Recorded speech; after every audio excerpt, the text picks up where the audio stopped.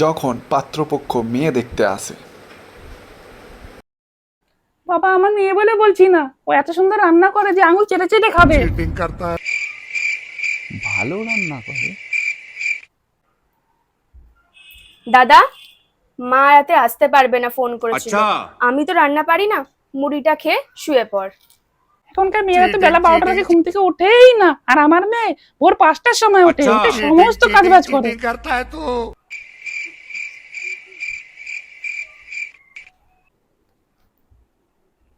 ও ঈশা ওঠ, 12টা বাজে তো।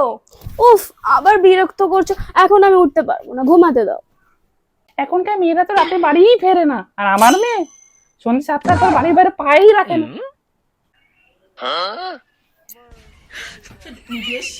মা, আমি আসছি, আজকে নাইট পার্টি আছে, ফিরতে দেরি হবে।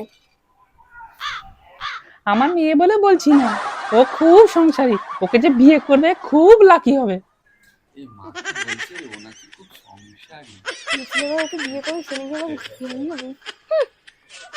এইসা একটু ঘরটা মুছে দে তো। আমি পারবো না। তো বিয়ের পর কি করবি?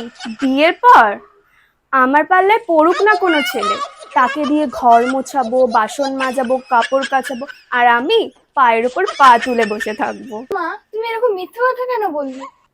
মিথ্যা বলবো না, এই আপদকে বিদায় করতে গেলে 2 একটা মিথ্যা কথা বলতে হয়।